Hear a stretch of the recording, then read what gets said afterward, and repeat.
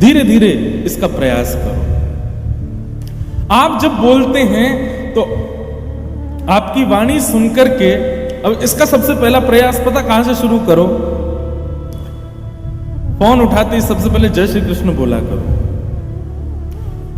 किसी का भाई माइक चालू है, उसमें हवा आ रही है, तो देखो किसका है, हमारे में तो नहीं है। तो सबसे पहले कहां से प्रारंभ करो?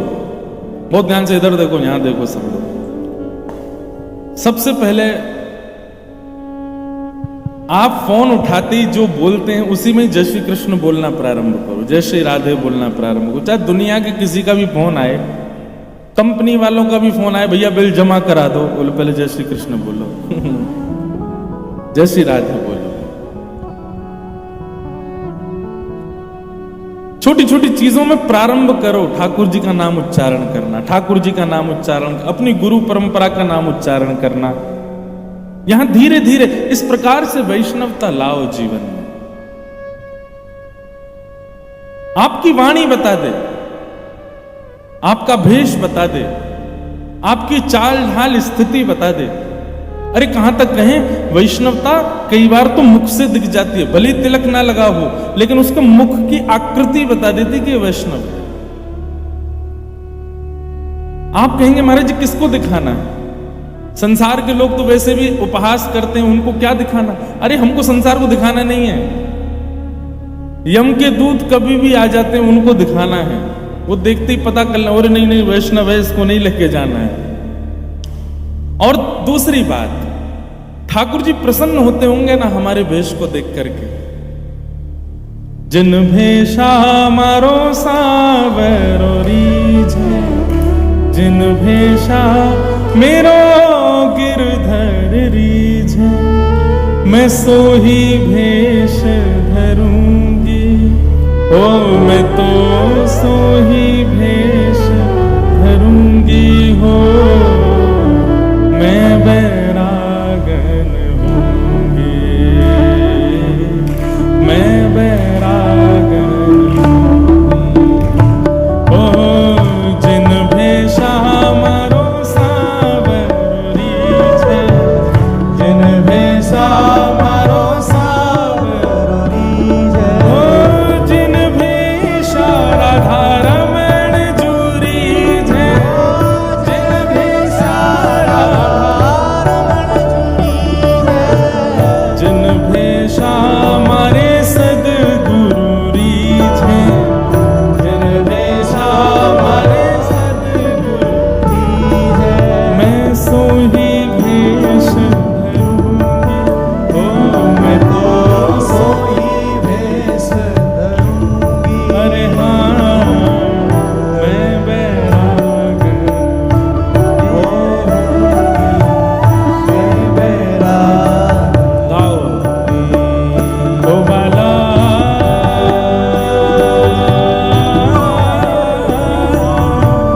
मैं बैरागन हूंगी, हूंगी, मैं बैरागन होंगी, मैं बैरागन होंगी, मैं बैरागन होंगी, मैं बैरागन। तो आज जो आप सबका भेष है ना, यहां से ऊपर से जहां मैं बैठा हूं वहां से देखो सब पीले पीले दिखाई दे रहे हो, सब पीतांबरी, सबके मानो जैसे कितने सारे कृष्ण बैठे हैं मेरे सामने, हैं? कितनी सारी पीतांबरियां दिख रही हैं। और आज तो ऐसा लग रहा है कि ऊपर भी पंडाल पीला पीतांबर का, नीचे भी वही है, सब जित देखूं कृष्णमयी है। और महाराज जी हमने अभी एक क्रम किया था साईं, जगन्नाथपुरी में कथा थी अधिक मास में, तो वहां क्या था कि लाइट बहुत जाती थी कथा के बीच में। पहले दिन गई, दूसरे दिन गई, मुझसे किसी ने आके कहा महाराज जी कथा के बीच में अवरोध होता है, हमसे कोई अपराध बन रहा है जो लाइट जाती है? मैंने कहा भाई ये वैष्णव का स्वरूप नहीं है कि किसी भी चीज में अपशगुन का दर्शन करे। वैष्णव तो सब चीज में ठाकुर जी को देखता है। तो मीराबाई का एक सूत्र हमने वहां लगा दिया। मीराबाई किसी भी काले व्यक्ति को देखती, सब उसकी अपेक्षा करते तुम तो काले हो, पर मीराबाई कहती आहा ठाकुर जी ने तुम पर कितनी कृपा की, अपना वर्ण तुमको दिया। तो जब लाइट जाती तो सब काले हो जाते हैं, इसका मतलब सब कृष्ण हो जाते हैं, वहां कृष्ण आ जाते हैं। कथा के बीच में लाइट जाए तो समझो कृष्ण आए। आज 3-4 बार लाइट गई है। कथा के प्रारंभ में लाइट गई है, इसका मतलब ठाकुर जी भी आ गए, श्री जी भी आ गई हैं, वसंत शाह जी भी आ गए हैं, पारूशाह जी भी आ गए हैं, झूलेलाल भी आ गए, सब आ गए आज कथा में।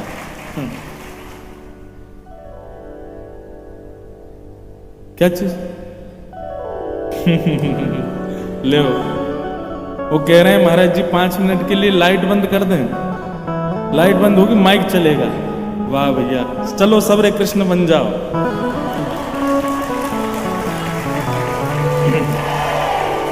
हो बाला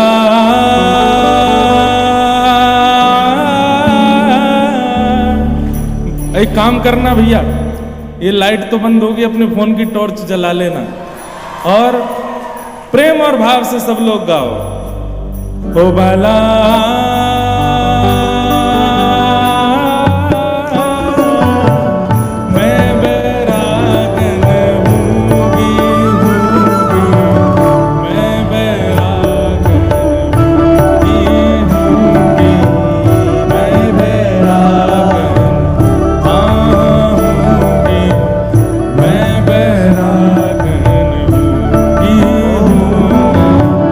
वृंदावन बिहारी लाल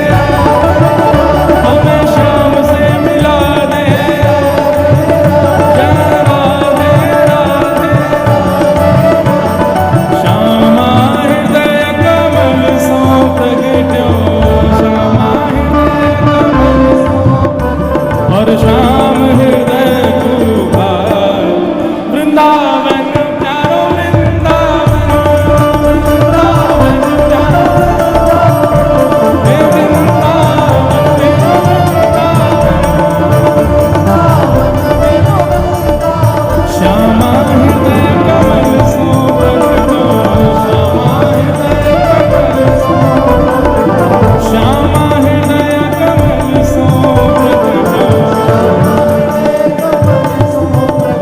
और श्याम हृदय दूल्हा वृंदावन जाओ वृंदावन, हे श्री वृंदावन मेरो वृंदावन। भुजा उठा के करताल बजाओ, बोल वृंदावन बिहारी लाल की।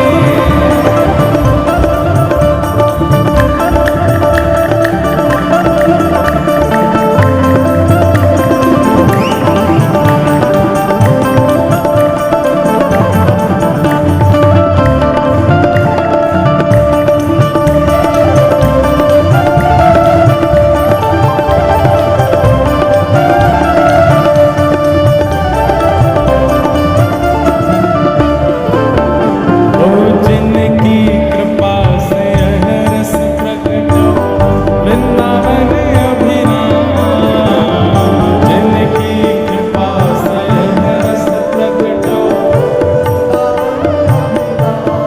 हाँ प्यारो वृंदावन अभिराम, प्यारो वृंदावन। ओ सप्त निधिन को ही उजियारो, हम सबको मिलवावे वारो, और यह आनंद करवावे वारो, हमारो गिरधर लाल वृंदावन प्यारो वृंदावन, हे वृंदावन मेरो वृंदावन, यह आनंद करवावे वारो, यह हम सबको मिलवावे वारो, श्री वसन शाह दरबार वृंदावन मेरो वृंदावन, हे श्री वृंदावन प्यारो वृंदावन, हमारो धन राधा श्री राधा श्री राधा, हमारो धन राधा श्री राधा श्री राधा। देखो ऐसा ही मंजर रहा था जब ठाकुर जी का जन्मोत्सव हुआ।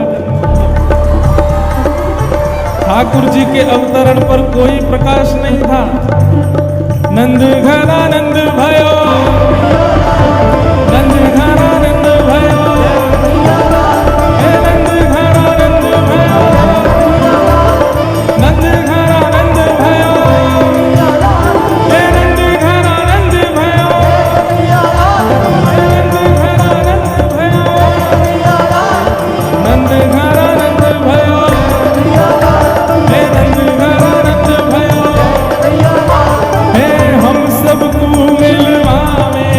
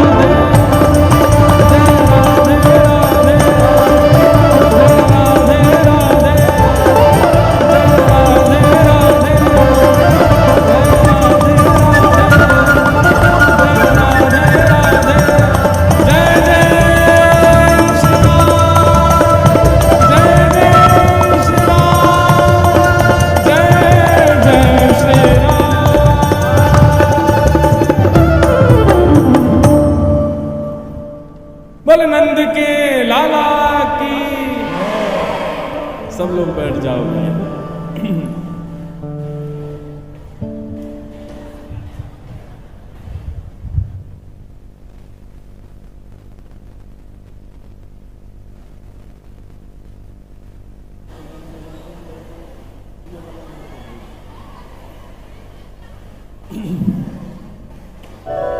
अयोलाल सबई चो।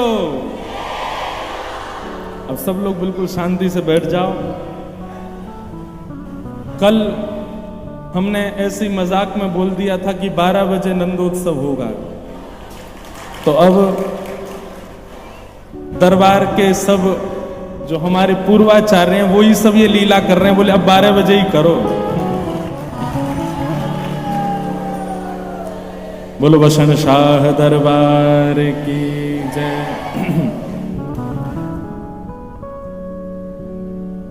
आज ये भी एक अद्भुत क्षण है, ये भी एक अद्भुत न विस्मृत होने वाला आज का एक क्षण है। कथा में कुछ ना कुछ ऐसा होता है कि उसकी स्मृति बनी रहती है। आज जो ये लीला हो रही है, ये हमारे बसन शाह दरबार के हमारे श्री परमानंद साहिब जी, जिनकी वर्षी उत्सव चल रहा है, और आचार्य प्रवर जिनके मंगल में वर्षी उत्सव के उपलक्ष्य में ये सब क्रम चल रहे हैं, सब उन्हीं का ही, हमारे पूज्य श्री अमरदास जी महाराज, श्री परमानंद दास जी महाराज, ये सब उन्हीं की कृपा है, ये उन्हीं का ही अनुग्रह है। निश्चित ही कोई बहुत बड़ी कोई बाधा या विपत्ति शायद वो इस रूप में ही टाल रहे हैं।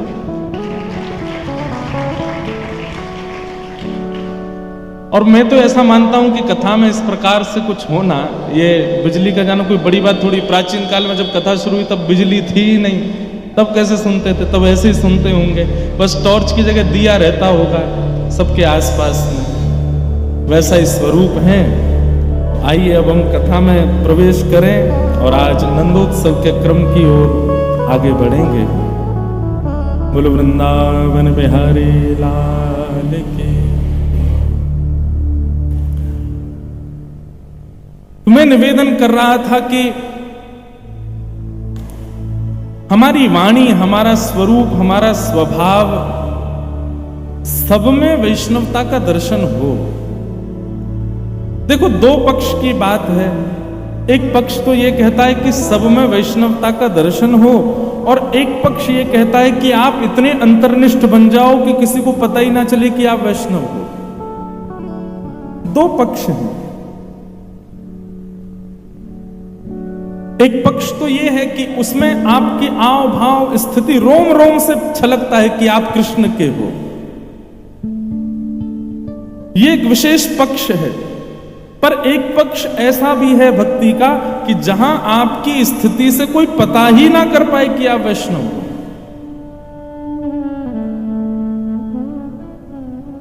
व्यक्ति को या तो उस तरफ ही होना चाहिए कि वो पूर्ण रूपेण दिखे कि वो कृष्ण का है, और या फिर इस तरफ ही होना चाहिए कि किसी को पता भी ना चले, घर वालों को भी ना पता चले कि ये कृष्ण भक्त है। दो पक्ष, बीच के नहीं रहना चाहिए। कुछ उधर भी रहा, कुछ इधर भी रहा। ये लुढ़कने लोटा की तरह नहीं रहना है। एक स्थिर गिलास की तरह रहो, या तो उधर ही रहो या इधर ही रहो।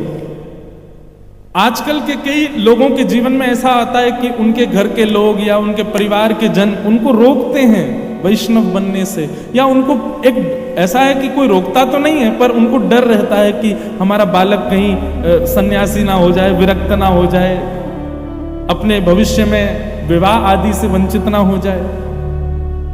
ऐसी स्थिति में क्या करना चाहिए? आपका यही पक्ष उचित है कि आप अंतर्निष्ठ हो जाओ, किसी को पता ही मत लगने दो कि आप वैष्णव हो। अंतर्निष्ठ भक्त को क्या करना चाहिए? बहुत ध्यान से सुनो। अंतर्निष्ठ भक्त के लिए एक ही उपाय है, मानसी उपासना। भक्ति भी दो प्रकार की है। जिसके रोम रोम से पता चले कि वो कृष्ण भक्त है, वो प्रकट भक्ति करे, प्रत्यक्ष भक्ति करे। और जो अंतर्निष्ठ है, जो छुपा हुआ वैष्णव है, वो अपने निज मन में ही एक मंदिर बनावे, वहीं अपने अपने भाव से ही ठाकुर जी की एक प्रतिमा बनावे और वहीं ठाकुर जी की सेवा करे।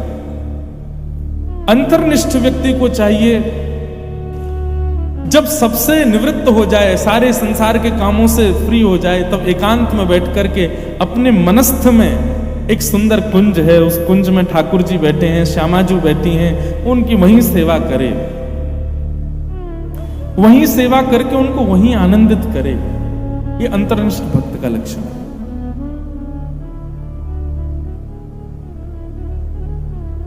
तो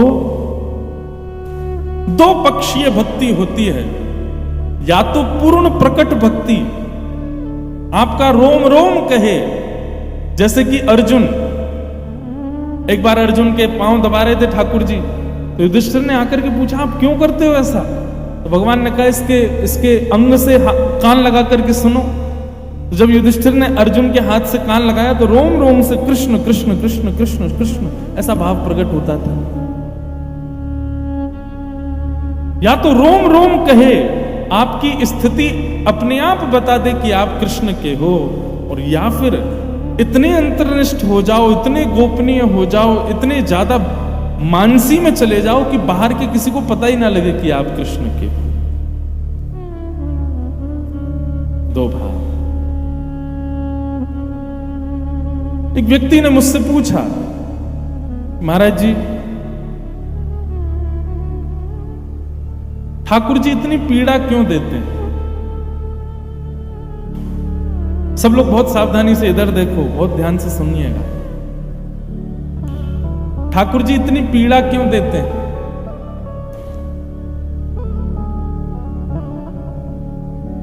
मेरी कथा में सदा व्यास मंच पर सामने श्री हनुमान जी, जगन्नाथ जी, नारायण भगवान, हमारे पूज्य पिताजी के गुरुदेव और पंडित श्री गया प्रसाद जी महाराज, गोवर्धन वाले पंडित जी महाराज, ये विराजमान रहते हैं पूरी कथा सुनने के लिए। पंडित श्री गया प्रसाद जी महाराज इस विषय में एक बहुत सुंदर बात कहते थे। वे कहते थे, भैया हम ठाकुर जी के खिलौना हैं, ब्रजभाषा में बोलते थे।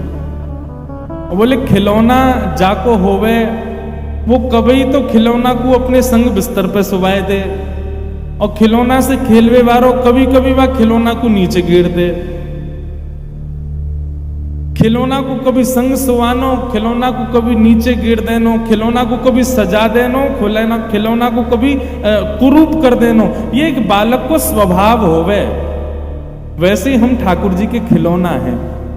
ठाकुर जी कभी तो हमारे संग खेलते हैं, कभी तो संग में सुला लेते हैं, कभी कभी ऐसे गिर देते हैं जैसे पता ही नहीं है कि हम कोई हैं भी उनके। लेकिन पंडित जी महाराज एक बहुत सुंदर बात कहते थे। वे कहते थे, बोले भैया या बात की चिंता मत करो कि ठाकुर जी इतनी पीड़ा क्यों दे रहे हैं, बल्कि ऐसा कहो, हे नाथ तुम जैसे राखनो चाहो वैसे हमको रखो। हमें चाहे तुम हमारे हाथ तोड़ दो, हमारे पामन को अलग कर दो, हमारा सर अलग कर दो। खिलौना को तोड़ देते हैं कई बार बच्चे। बोले आप जैसे चाहो हमारे साथ खेलो, बस हमारी चिंता ये होनी चाहिए नाथ, खिलौना नहीं बदलना चाहिए, खिलौना मैं ही रहूं, सदा आप मेरे ही रहो और मैं आपका ही रहूं। आप चाहे हमसे नाराज हो जाओ, चाहे हमको प्रेम करो, चाहे हमें पुचकारो, चाहे हमें दुत्कारो, चाहे हमारे साथ जैसी लीला करो, पर करो हमारे साथ ही, हमको कभी छोड़ना नहीं नाथ। मैंने इतने लोगों को देखा, सब लोग मिलने आते, सब यही प्रश्न करते हैं कि ठाकुर जी इतनी पीड़ा क्यों देते हैं। कभी कोई ये प्रश्न करे, ठाकुर जी चाहे पीड़ा दें चाहे सुख दें, पर नाथ दें हमको कभी दूर ना करें, हम कभी ठाकुर जी से विस्मृत ना हो, कभी उनसे अलग ना हो। चिंता ये होनी चाहिए, चिंता इस बात की नहीं कि ठाकुर जी पीड़ा क्यों देते हैं। कई बार आपने अनुभव किया कि आप उसी को ही ज्यादा कोसते हो, उसी को ही ज्यादा टोकते हो जो अपना होता है। आपका अपना पुत्र कुछ गलत करे तो आप हाथ तक उठाते हो, लेकिन दूसरे का पुत्र कुछ भी करे आपको कोई फर्क नहीं पड़ता। तो ठाकुर जी जिसको अपना मानते हैं, जिससे ठाकुर जी का अत्यंत स्नेह, खेल भी उसी के संगी ज्यादा खेलते हैं। और कई बार तो महाराज ऐसे ऐसे खेल खेलते हैं ठाकुर जी, एक खेल ठाकुर जी का पूरा नहीं होता, दूसरा खेल तैयार खड़ा रहता है सामने। एक पीड़ा हमारी पूर्ण नहीं होती, दूसरी पीड़ा आ जाती है। ये ठाकुर जी का किलोल है, ठाकुर जी का खेल है हमारे साथ। इससे चिंतित मत हो, इससे पीड़ा में मत आओ। बस ठाकुर जी से ये प्रार्थना करो, हे नाथ चाहे जैसे रखो पर रखना अपनी शरण में। कभी आपकी शरण हम छोड़े ना, कभी आप हमको छोड़ो ना, बस यही बात। चिंता इस बात की रखना बस। आइए, आज कथा क्रम भी बहुत ज्यादा है, बहुत सारा है। हम लोग प्रयास करेंगे बड़े भाव से आज नंदोत्सव की ओर प्रस्थान करें। बोलो वृंदावन बिहारी लाल की जय। कुंती ने भगवान की स्तुति गाई। कुंती ने भगवान की स्तुति गाकर के भगवान से विरह मांगा। हे नाथ, आप मुझ पर केवल इतना अनुग्रह कर दीजिए, आप केवल मुझ पर इतनी कृपा कर दीजिए कि सदा आपकी याद मेरे चित्त में बनी रहे, और उस याद को बनाए रखने के लिए आप मुझे विरह प्रदान करो। क्योंकि विरह में, संकट में, कष्ट में ठाकुर जी की याद ज्यादा आती है। दुख में सुमिरन सब करें, सुख में करे न कोई। जो सुख में सुमिरन करे तो दुख काहे। भैया सत्यता तो इस बात की है कि आप 24 घंटा ठाकुर जी का स्मरण करो। मतलब भक्ति का मतलब ये नहीं होता कि आप सब छोड़ दो, सब त्याग दो, सबसे। भक्ति का मतलब ये होता है 24 घंटा ये ना केनाप्युपाये न मनः कृष्णे निमेषयेत्, आपके चित्त में ठाकुर जी की स्मृति बनी रहे। एक क्षण के लिए भी आप भूलो ना उनको। और ये न भूलने वाली क्रिया जैसे संभव हो सके वैसा प्रयास करो। आप जिससे ठाकुर जी को ना भूल सको वो क्रिया जैसे हो वो करो। बस ठाकुर जी को भूलो मत एक क्षण के लिए भी। गोपियां गोपी गीत में कहती हैं, बोले नाथ आपको देखते देखते एक क्षण के लिए पलक झपक जाती है तो हमको ऐसा लगता है 3 युग बीत गए। और हम लोग कितने कितने दिन व्यतीत हो जाते हैं, ठाकुर जी का नाम स्मरण नहीं करते, ठाकुर जी को याद नहीं करते, ठाकुर जी की कथा नहीं सुनते, ठाकुर जी की पूजा सेवा नहीं करते। ऐसा नहीं। भक्ति को केवल इतना समझिए कि आप हर क्षण प्रति क्षण ठाकुर जी को याद करो। बस हर समय ये विश्वास आपके चित्त में बना रहे। जैसे विवाह होने के बाद पत्नी के मन में ये सदा रहता है कि मैं इनकी हूं, और पति को ये रहता है मैं इसका हूं। बच्चों को ये पता रहता है कि मैं माता पिता का हूं, माता पिता को पता रहता है ये बालक हमारा है। वो कभी भूलते नहीं इस बात को। ठीक वैसे ही हम भी कभी भूलें ना कि हम ठाकुर जी के। कभी भी ये विस्मृति ना हो। 24 घंटे मन में ये विश्वास अटूट बना रहे। आपको हम सत्य बता रहे हैं, फिर कुछ करने की आवश्यकता नहीं, कुछ मत करो। बस ये विश्वास सदा बना रहे चित्त में कि हम श्याम सुंदर के हैं, हम ठाकुर जी के हैं। बस। और ये विश्वास जिस क्रिया से बनता है, जिस क्रिया से पुष्ट होता है, वही क्रिया आपके लिए भक्ति है। उसको करो, उसको बनाए रखो।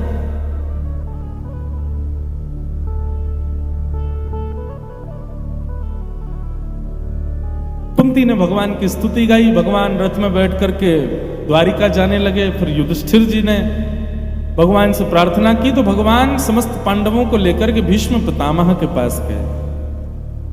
भीष्म पितामह के पास गए। भीष्म पितामह बाणों की सैया पर लेटे थे। पितामह भीष्म ने भगवान की स्तुति गाई।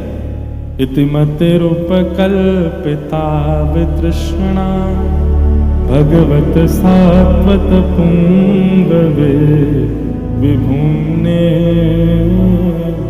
स्वसुखमुपगते क्वचिद्विहर्तुं प्रकृतिमुपीयुषीय प्रवाह त्रिभुवनकमनं तमालवर्णं रविकर गौरवराम्बरं दधाने वपुरलककुला व्रताननाब्जं विजय सखेरतिरस्तु मे वद्या। भीष्म पितामह ने भगवान की स्तुति गाई और स्तुति का केवल एक उद्देश्य रखा, बोले नाथ मैं अपनी मति आपको अर्पित करना चाहता हूं और उस मति को अर्पण करने के लिए भीष्म पितामह ने जो स्तुति गाई उस स्तुति में कई भाव उन्होंने कहे। बोले मति किसी और को देनी ही नहीं चाहिए, अपना मन किसी को भी नहीं देना चाहिए। मन सदा केवल और केवल श्याम सुंदर को प्रदान करो। बंधु आपके संबंध का अधिकारी कोई भी बन जाए, आपके भाव का अधिकारी कोई भी बन जाए, पर आपके प्रेम का अधिकार, आपके मन का अधिकार केवल और केवल ठाकुर जी को होना चाहिए, उसके अतिरिक्त किसी को नहीं। हम लोगों ने अपने मन को इतना वितरण कर दिया है, इतना बांट दिया है कि अब ठाकुर जी को अर्पित नहीं कर पाते। इसलिए कुछ भी संसार को प्रदान करो पर मन केवल और केवल ठाकुर जी को देना है। गोपियां कहती हैं उद्धव जी से, मन ना रहे 10-20 एक हथों सो गयो श्याम संग को राधे कोई मन ना रहे 10-20।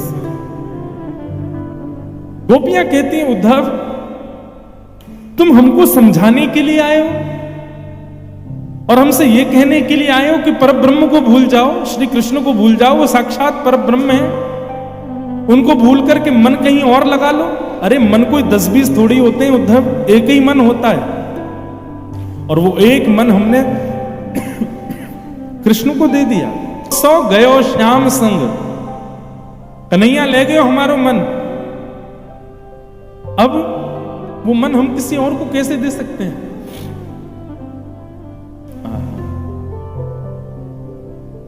ऐसे ही बंधुओं अपना सब कुछ बांट दो संसार को, पर मन मत देना। मन तो केवल श्याम सुंदर को दो, मन तो केवल श्री कृष्ण को दो। मन कृष्ण को देने का मतलब क्या है?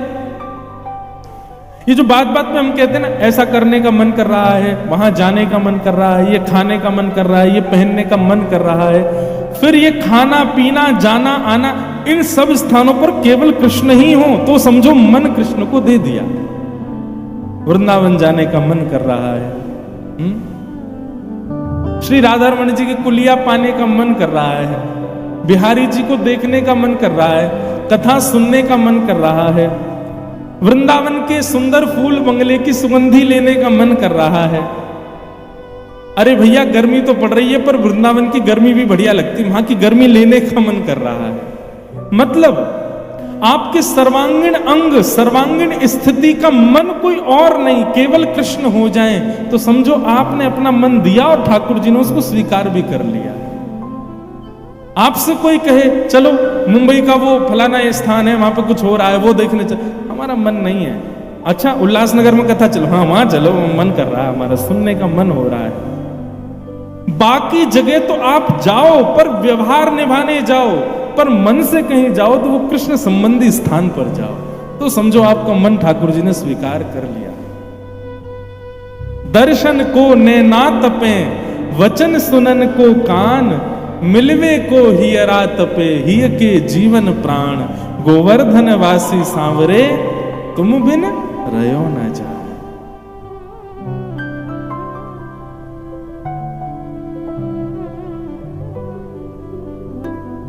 दुखन लागे नैन दरस बिन, दुखन लागे नैन। आंखों में जलन होने लग रही है, डॉक्टर को दिखा लाए, बोले क्या हो गया, ड्रॉप डालो, बोले कुछ नहीं हो रहा, ठीक ही नहीं हो रही है। बोले क्यों? बोले ठाकुर जी को देखे बगैर हमारे नेत्रों में जलन हो रही है। बोले ठाकुर जी को दिखाओ, श्री कृष्ण को दिखाओ, वो दिखेंगे तब हमारे नेत्रों की पीड़ा दूर होगी। प्यास लग रही है, पानी पी लिया महाराज, प्यासे नहीं बुझ रही। बोले क्यों? बोले अब तो कृष्ण अधरामृत मिले तभी प्यास बुझेगी। कान बेचैन हो रहे हैं, संगीत सुन लिया महाराज, सब कुछ सुन लिया, लेकिन कानों को तृप्ति नहीं हो रही। बोले तो कोई कथा सुना दो भाई। कोई पिए रे पियाला कृष्ण रस का, कोई पिए रे पियाला राम रस का। क्या पीने की इच्छा हो रही है? श्री कृष्ण का भाव, श्री कृष्ण का नाम, श्री कृष्ण कथा। हमारी सर्वांगीण इंद्रियां केवल कृष्ण को पाना चाहती हैं। ये स्थिति जब हो जाए तब समझना आपका मन ठाकुर जी ने स्वीकार कर लिया है। कर शतीत कृष्ण। मैं एक जगह कह रहा था, बोले कृष्ण कैसे हैं? आपने यदि उनको देख लिया तो आप उनके बगैर किसी और को देख नहीं पाओगे। आपने कहा मैं आंखों पे पट्टी बांध लूंगा, मैं देखूंगा ही नहीं उनको। बोले देखोगे नहीं? तो वो ऐसे मधुर वाणी बोलेंगे कि उनका शब्द सुन लिया तो आप उनके हो जाओगे। आप कहोगे मैं उंगली लगा लूंगा कानों में, सुनूंगा ही नहीं, तो फिर उनके तन की ऐसी सुगंधी आएगी कि सूंघ करके उनके हो जाओगे। आप कहोगे नाक बंद कर लूंगा, फिर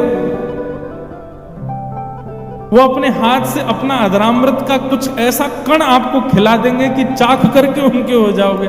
आप कहोगे मुंह भी बंद कर लूंगा, फिर कुछ नहीं तो श्री कृष्ण का स्पर्श करके हवा ने अगर आपका स्पर्श कर लिया तो उनके हो जाओगे। कहां तक बचोगे? कर शतीत कृष्ण। वो जब मन बना लेते हैं किसी को अपना करने का तो फिर वो उसके सारे रास्ते बंद हो जाते हैं भागने के। वो कैसे ना कैसे करके उन्हीं का ही रहेगा, उन्हीं का ही हो जाएगा। और इसी को कहते हैं कि ठाकुर जी ने मन स्वीकार कर ले। दो यहां पर भी दो स्थिति है, मन देना और एक है कि ठाकुर जी चाहे तुम जो कर लो, मन उन्होंने स्वीकार कर लिया है। और दोनों स्थिति में ऐसा ही होगा कि आप सर्वांगीण इंद्रियों से केवल कृष्ण को पाना चाहोगे और कुछ आपको नहीं चाहिए।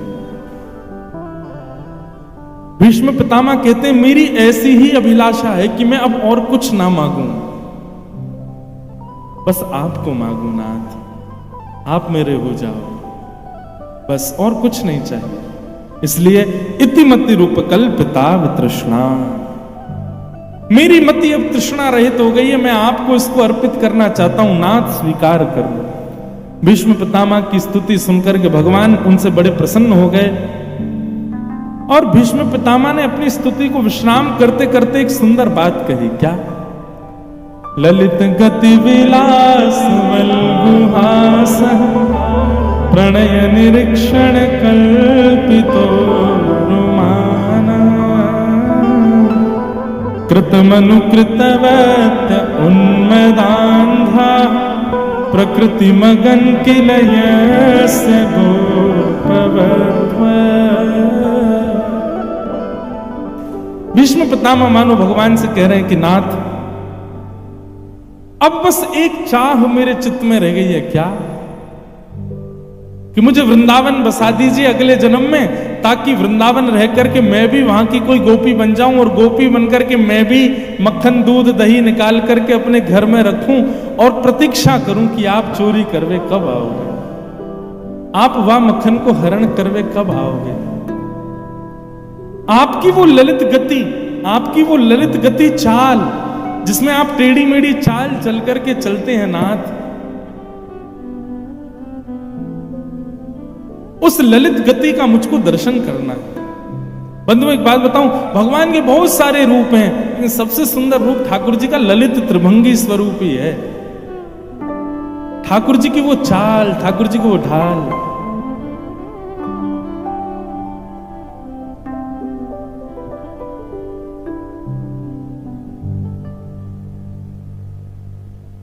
पाग टेढ़ी सी धरे वाम मोती लटकन,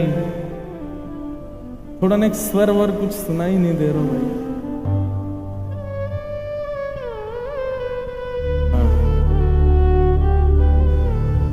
पाग टेढ़ी सिधरे।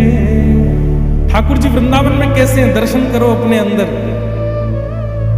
पाग टेढ़ी सिधरे, और उस टेढ़ी पाग पे भी वापे मोती लटकर, डोले ब्रज कुंजों में, डोले श्री वृंदावन में, झूम के राधारमण। पाग टेढ़ी सिधरे,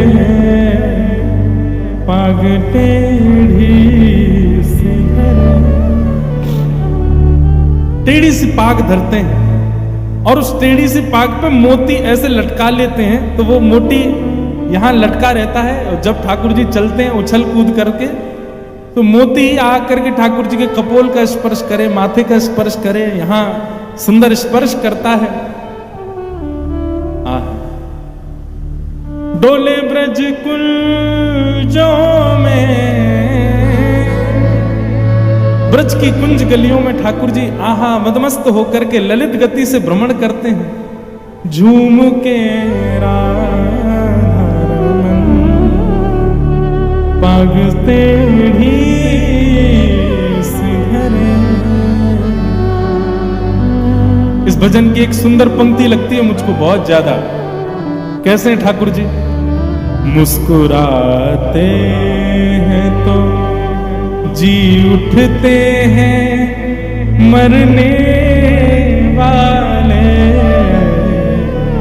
मुस्कुराते हैं तो जी उठते हैं मरने वाले। अगर किसी के प्राण निकल रहे हों और उसको देख करके श्री राधारमण लाल जी यदि मुस्कुरा गए महाराज, तो जीवित हो जाता है। मुस्कुराते हैं तो जी उठते हैं मरने वाले, मुस्कुराते जी उठते हैं मरने वाले। और मुस्कुराहट ही तेरी, मुस्कुराहट, मुस्कुराहट ही तेरी,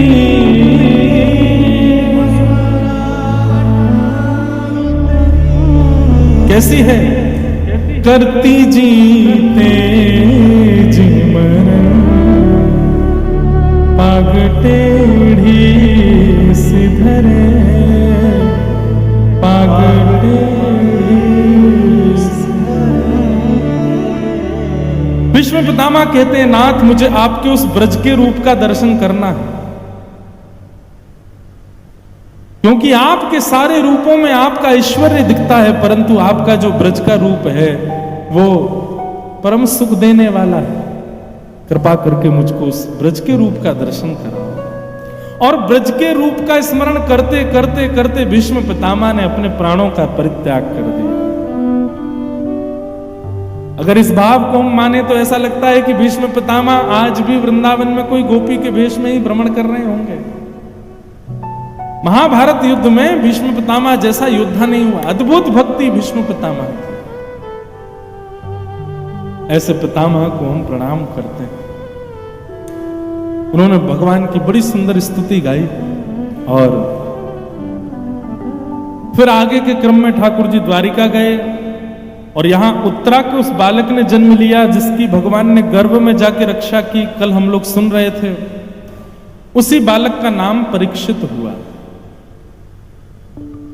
कालांतर में जब भगवान अपनी लीला संवरण करके चले गए तो पांडव परीक्षित को राज्य गद्दी पर बिठा करके और अपने अपने आयुधों का त्याग करके स्वर्गारोहण को प्रस्थान कर गए।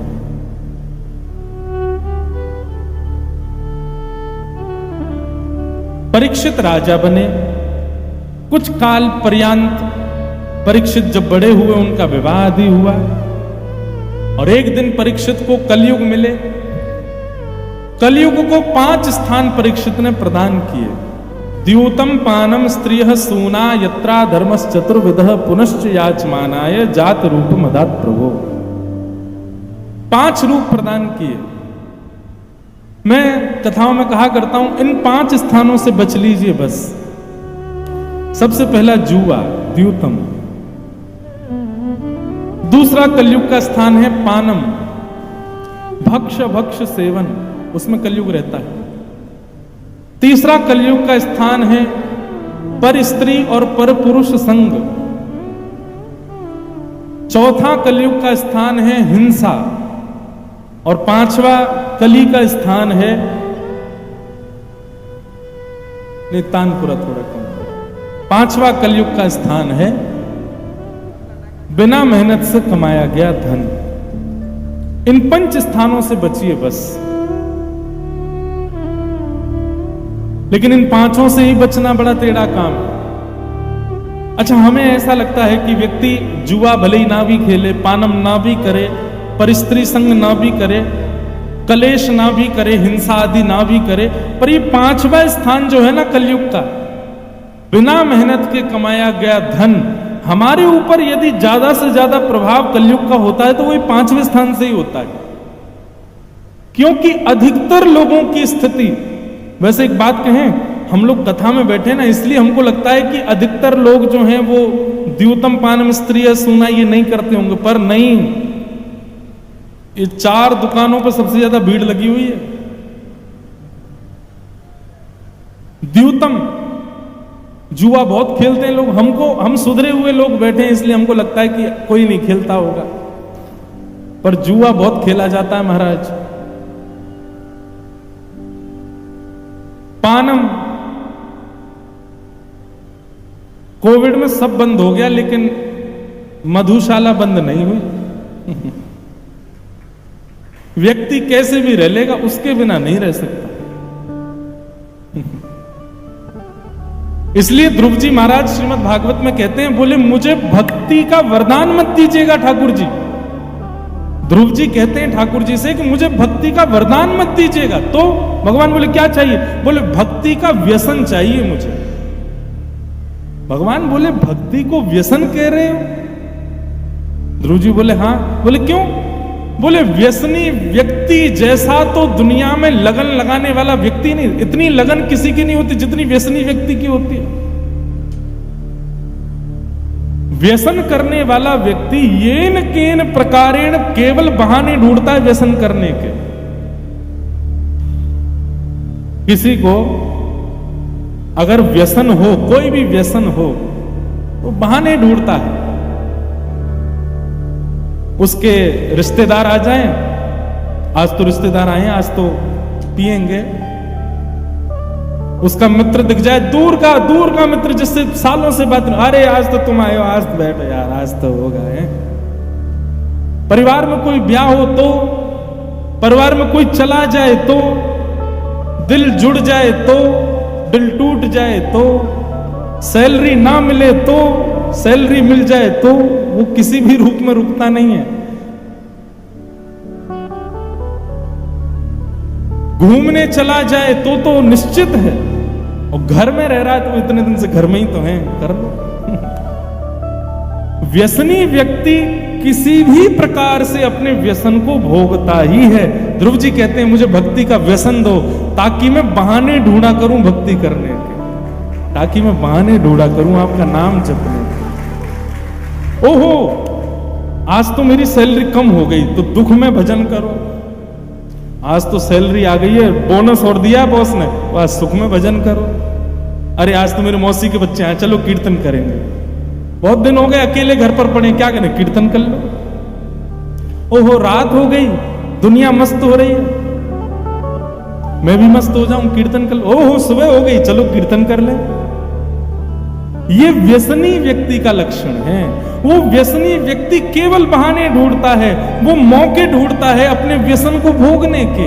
ऐसे ही भक्ति का व्यसन मुझे लग जाए, ध्रुव जी महाराज कहते हैं भक्ति मुह प्रवहतां त्वयि मे प्रसंगो भूयादनंत महतां ममलाशयाना येनाञ्जसोल्बणमुरुव्यसनं भवाब्धिं निश्ये भवद्गुणकथामृतपानमत्तः। तो ठाकुर जी से मांगना है तो व्यसन मांगो भक्ति का, व्यसन के रूप में भक्ति मिले। हम बहाने ढूंढते रहें केवल व्यसन करने के।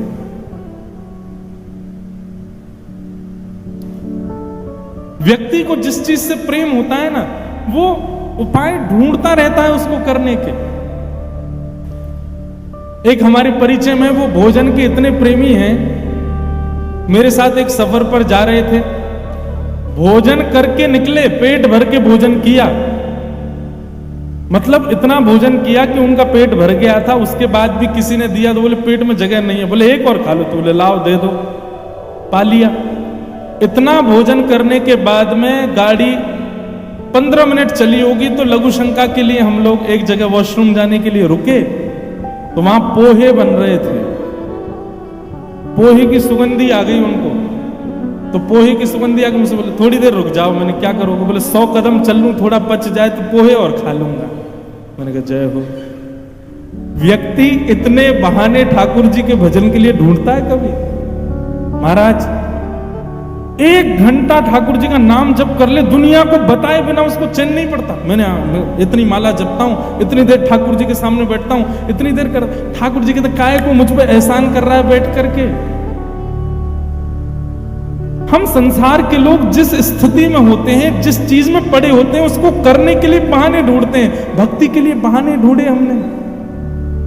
इस पंडाल में कई लोग ऐसे बैठे हैं, मैं नाम तो नहीं जानता और मैं इंडिकेशन भी नहीं करूंगा कि वो बैठे हैं, जो अपने घर पर झूठ बोल करके आते हैं कि हम कथा सुनने जा रहे हैं, जो अपने ऑफिस में लीव डाल करके आए हैं कि हमारा पेट खराब हो गया है, आए हैं कथा सुनने के लिए। वास्तव में सही मानिएगा, जो इस प्रकार से ठाकुर जी से मिलने के लिए, ठाकुर जी को देखने के लिए, ठाकुर जी को सुनने के लिए कोई ना कोई योजना बनाते रहते हैं, संसार से झूठ बोलते हैं ठाकुर जी से मिलने के लिए, विश्वास मानिएगा वो ठाकुर जी से नहीं मिलना चाहते, ठाकुर जी उनसे मिलना चाहते हैं, इसीलिए सब हो रहा है। ठाकुर जी चाहते हैं कि वो आए, इसीलिए उससे झूठ बुलवाते हैं, इसीलिए उससे ऐसा कहते हैं कि तू भाई ऐसी ऐसी योजना बना। वो लोग दुखी ना हो कि हम माता पिता से झूठ बोल के आए, हम अपने ऑफिस में लीव डाल के आए, झूठ। अरे दुनिया के व्यसनी लोग पार्टी करने के लिए, गंदा खाने के लिए, गंदा पीने के लिए, गंदा उल्टे सीधे काम करने के लिए झूठ बोलते हैं, पाप उनको लगता है, ठाकुर जी के लिए करने वालों को पाप थोड़ी लगता है। इसलिए भैया ठाकुर जी से मांगा करो, किसी वैष्णव संत आदि किसी से मिलो ना तो उससे प्रणाम करते हुए कहा करो कि हमको भक्ति का व्यसन लगे, व्यसन हो, हम मौके ढूंढा करें ठाकुर जी को भजने के।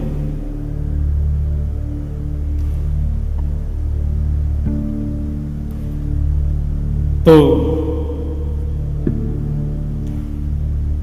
परीक्षित 5 स्थानों को कलयुग को प्रदान करते हैं, द्यूतम पानम स्त्रिय सोना, और 5वां स्थान अनिति का धन।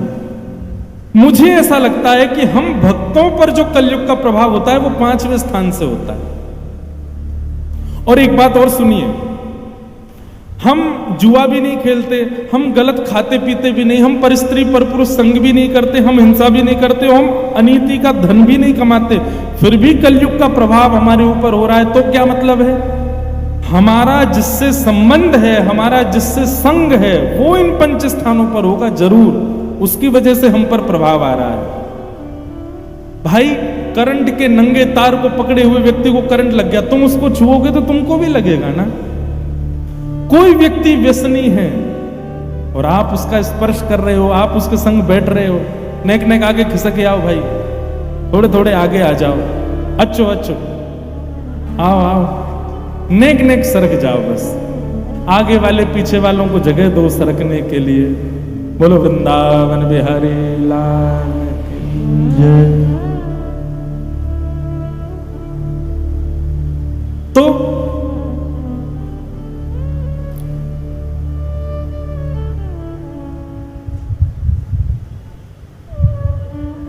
मैं निवेदन कर रहा था, पीछे देख करके आगे मत आओ, ऐसे मेरी तरफ देखते हुए आगे खिसक जाओ। हाँ,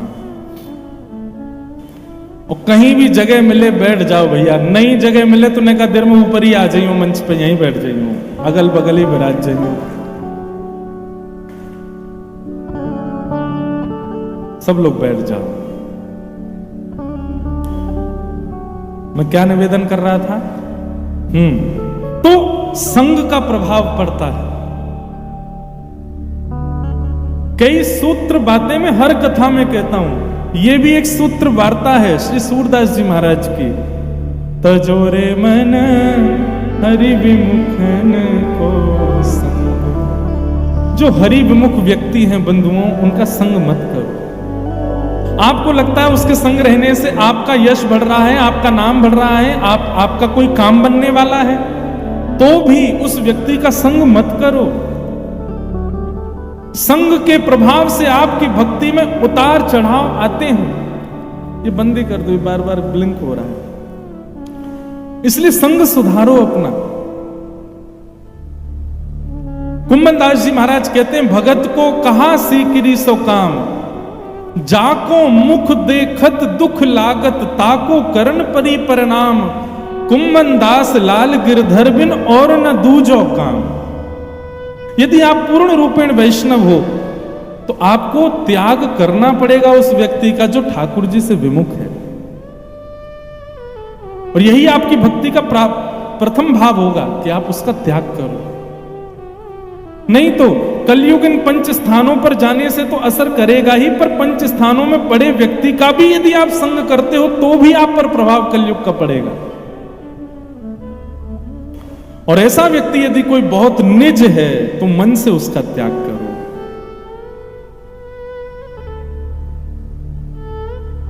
पंच स्थान प्रदान कर दिए, राजा परीक्षित स्वयं भटक गए, घर आकर के मुकुट सिर पर धारण किया जरासंध का, और कलयुग ने मस्तिष्क पर प्रहार कर दिया। एक ऋषि के गले में मरा हुआ सर्प डाल दिया। राजा परीक्षित को 7 दिन में मरने का श्राप लगा। राजा परीक्षित गंगा के तट पर गए, संतों से जाकर के पूछा कि जल्दी मरने वाले की मुक्ति का उपाय क्या है, कृपा कर मुझे बताओ। जिसके जीवन के बहुत कम दिन शेष हैं, ऐसे व्यक्ति को मुक्ति के लिए क्या करना चाहिए। तब वहां पर बड़े सारे संत पधारे, सबने अलग अलग भाव बताए, लेकिन कोई भी प्रमाण नहीं दे पाया कि तुम ये करो इससे तुमको मुक्ति मिलेगी। तभी वहां पर श्री सुखदेव जी का आगमन हुआ। सब लोग हाथ जोड़ करके सुखदेव जी को प्रणाम करो। तत्रा भवद भगवान व्यासपुत्रो यदिच्छया गामटमानो नपेक्षा अलक्षलिंगो निजलाभतुष्टो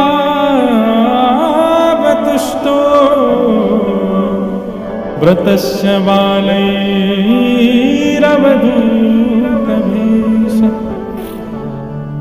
बोलो सुखदेव जी महाराज की जय। श्री वेदव्यास जी महाराज के सुपुत्र श्री सुखदेव जी का आगमन हुआ, और सुखदेव जी ने आकर के परीक्षित को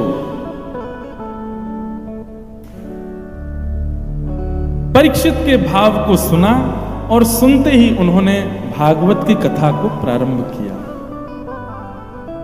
अब श्री सुखदेव जी महाराज परीक्षित को श्रवण करा रहे हैं। विषय तो काफी यहां पर बीच में भी कई वार्ताएं हैं, पर सबको हम प्रणाम मात्र करते हैं।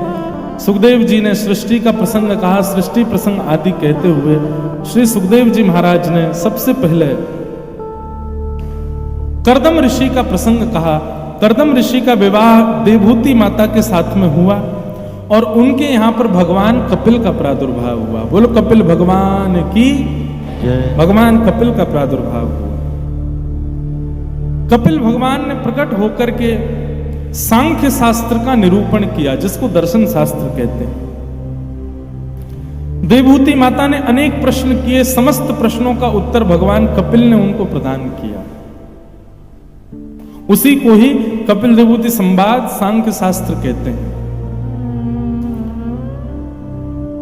देवहूति माता ने एक बहुत विशिष्ट प्रश्न किया कपिल भगवान से, और उस प्रश्न में देवहूति माता कहती हैं, हे भगवान,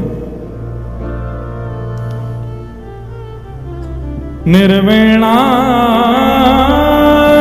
नितरां भूमन् असद इंद्रियत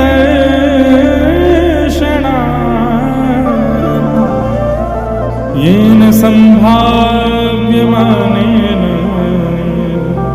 प्रपन्नान्धं तम प्रभु। विभूति माता कहती हैं, भगवान,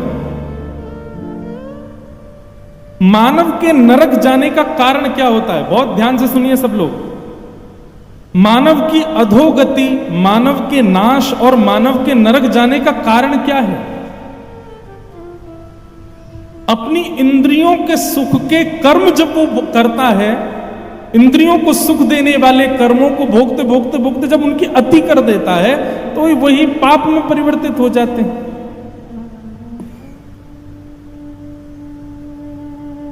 जितने भी पाप हैं वो पाप सब इंद्रियों से ही होते हैं। इंद्रियां कितनी होती हैं हमारे शरीर में?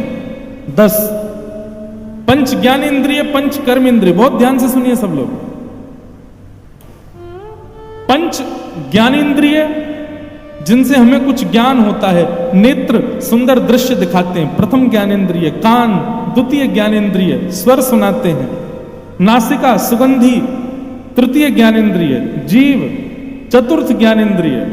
और त्वचा पांचवी ज्ञानेंद्रिय। ये 5 ज्ञानेंद्रियां हैं और 5 कर्मेंद्रियां हैं, हाथ पैर मुख और 2 गुप्त इंद्रिय। ये 10 इंद्रियां हैं हमारे शरीर में। और हर मानव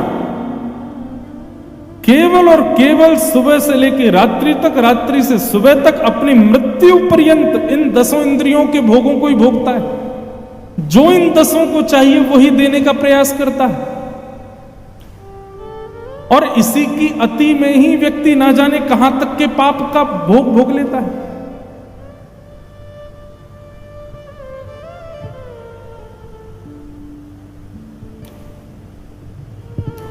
कहां तक बताएं? मैं तो ऐसे ऐसे लोगों को जानता हूं कि देखो, उपस्थित यदि आपको कुछ भोग मिले तो उसको भोगने में कोई आपत्ति नहीं, पर किसी भोग को भोगने के लिए आप पूरी योजना बना रहे हो।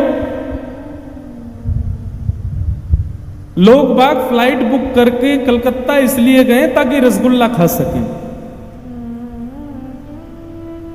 उसने 15,000 रुपए की टिकट केवल इसलिए व्यर्थ कर दी कि वो जाके रसगुल्ला खा सके।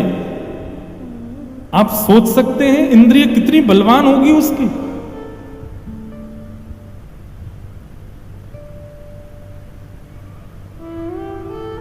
व्यक्ति लाखों रुपए के केवल वस्त्र पहन लेता है कि लोगों को दिखा सके।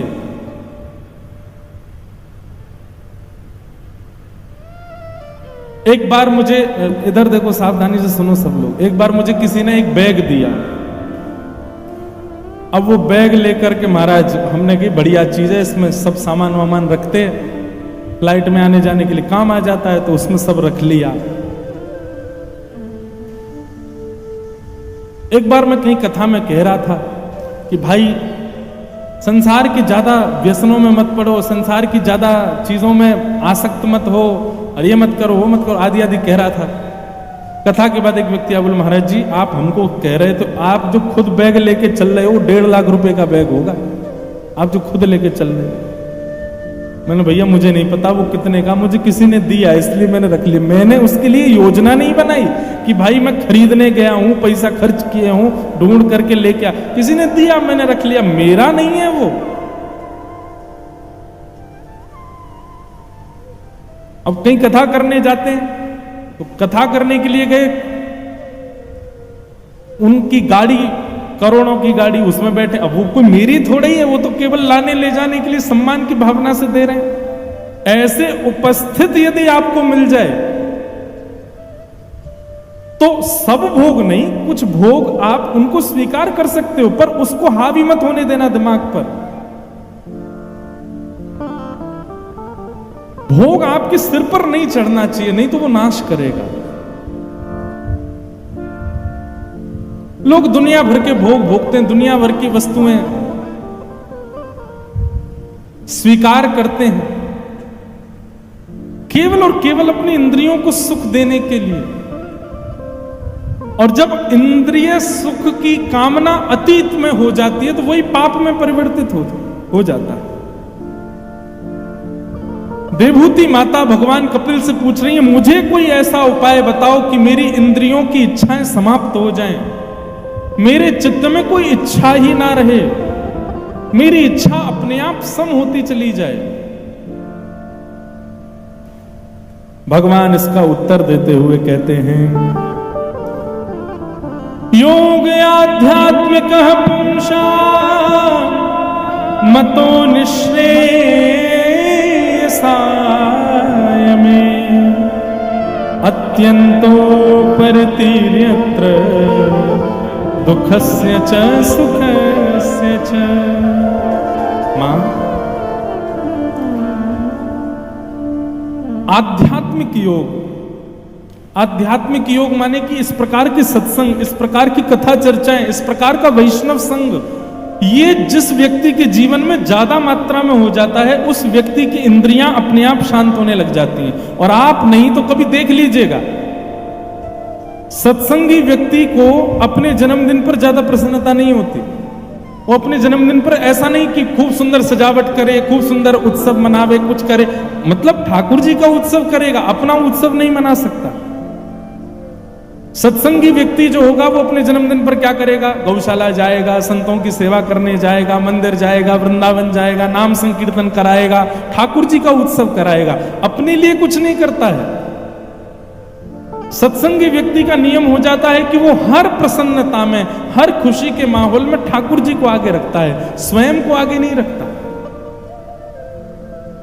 सत्संगी व्यक्ति को इतनी चिंता नहीं होती कूलर है कि एसी है कि पंखा है। सत्संगी को यह चिंता नहीं होती कि गद्दा कौन सी कंपनी का है। सत्संगी को यह चिंता नहीं होती ब्रांड कौन सी पहनी है मैंने। तन ढकने के लिए वस्त्र होना चाहिए, सोने के लिए सामान्य गद्दा होना चाहिए, पसीना ना आए इसलिए पंखा होना चाहिए। जैसे बस हम जीवित रह करके भगवत भजन मात्र कर, वो उसमें ही सम रह लेता है, उसको अति आवश्यकता नहीं होती। नासिक में मेरी कथा थी, वहां पर इतने कठिन नियम थे। 3 बार गंगा जी स्नान, सूर्य उदय से सूर्यास्त तक मौन, शोभ क्रिया नहीं, जमीन पर सोना, सिले हुए वस्त्र ना पहनना, एक समय भोजन पाकर के सूर्यास्त के बाद भोजन ना ग्रहण करना, किसी को स्पर्श ना करना, मोबाइल फोन का कम से कम प्रयोग करना। लोग कैसे होगा, कैसे होगा, ये कैसे करेंगे, ये कैसे होगा। जब सत्संग जीवन में आता है ना, तो आप अपनी देह की व्यवस्थाओं से घबराते नहीं, आप सब स्वीकार करते हो, क्योंकि उससे आप विचलित नहीं। संसारी व्यक्ति, उसको विचलनता होती है, उसको यही चिंता लगी रहती है कि वो इसी बात से आज रात भर नहीं सो पाया कि दाल अच्छी नहीं बनी थी, क्या करूं मैं, पूरे दिन का भूखा प्यासा गया और मैंने कहा बढ़िया वाली दाल बनाना, रेस्टोरेंट वाले ने बर्बाद कर दिया, बड़ी इलायची मुंह में आ गई, सारा टेस्ट खराब हो गया। वो इसी बात से दुखी है। सुबह सुबह व्यक्ति मिला, इतने परेशान क्यों दिख रहे हो? रात भर एसी नहीं चला मेरा। इतने दुखी क्यों घूम रहे हो? वो थम्स अप पी के आया, ठंडी नहीं थी। अरे इससे कौन परेशान होता है? ये महासंसारी लोगों का लक्षण है। पर सत्संगी व्यक्ति, आध्यात्मिक व्यक्ति, वैष्णव व्यक्ति, वो इंद्रिय सुख का ज्यादा विचार नहीं करता, वो सम रहना जानता है। और माफ कीजिए, यदि आप सत्संग खूब सुनते हैं और समत्व में आप रह नहीं पाते, बिना परफ्यूम, बिना पाउडर तो निकल ही नहीं सकते कमरा से, तो सत्संग सुनना बंद कर दो। आप उसके लिए नहीं बने हो। मैया, जैसे जैसे सत्संग बढ़ता है, जैसे जैसे स्थिति संतों के संग की बढ़ती है, अपने आप धीरे धीरे इंद्रियां जो हमें अंतर्मुखी होने लग जाती हैं। इसलिए मैया, सारा खेल केवल और केवल संग का है। हम कैसा संग करते हैं, उस संग को सुधारो। देवहूति माता ने कहा, किसका संग करना चाहिए मुझे बताओ। तब भगवान कहते हैं, 5 लक्षण जिसमें उसका संग करो। और 5 लक्षण कौन कौन से? तितिक्षव कारुणिका सुहृदय सर्वदेहिना अजात शत्रव शांता साधव साधुभूषणा। 5 लक्षण। सबसे पहला लक्षण है सहनशीलता। दूसरा लक्षण है करुणा यानी कि दया। तीसरा लक्षण है सबका हित चाहना। चौथा लक्षण है अजात शत्रु, किसी को अपना शत्रु ना मानना। और 5वां लक्षण है कम से कम बोलना, शांत रहना। ये 5 लक्षण जिसमें हो मैया उसका संग करो। पर भैया आपसे एक बात कहें, 5 लक्षण आपको किसी में नहीं मिल सकते। क्यों? क्योंकि हम में खुद में नहीं है, तो दूसरे में कैसे दिखेंगे? जो आप प्रकृति में देखना चाहते हो, जो आप किसी से एक्सपेक्ट करते हो कि ये गुण इसमें हो, पहले अपने अंदर लाओ, पहले खुद के भीतर उसको लागू करो। किसी व्यक्ति के व्यसन को देख करके, किसी व्यक्ति की पूरी आदत को देख करके आप उसको टोकने के अधिकारी तब हो जब स्वयं उस चीज से बचे हुए हो। आप स्वयं उस चीज को करते हो तो फिर आपको दूसरे को कहने का अधिकार नहीं है। और क्षमा कीजिएगा, ये व्यासपीठ, यहां बैठने वाला वक्ता यदि दुनिया को ज्ञान देता है और स्वयं उस चीज का अमल अपनी वाणी से नहीं करता, तो कितने भी श्रोता आ जाएं, श्रोताओं पर प्रभाव नहीं पड़ सकता उसकी वाणी का। श्रोताओं पर प्रभाव पड़ रहा है, श्रोताओं के मन में यह बात आती नहीं, इन्होंने कहा है मुझे ये करना है, इसका मतलब जो कह रहा है वह भी स्वयं उस चीज का अमल करता है।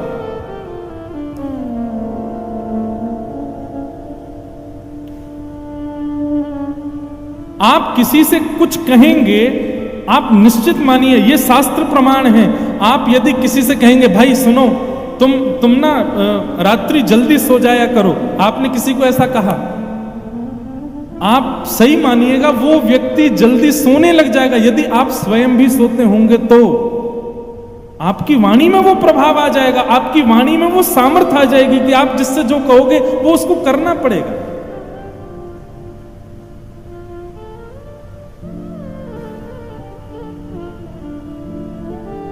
उल्लासनगर में तो हमको ही 4 बजे नींद आती है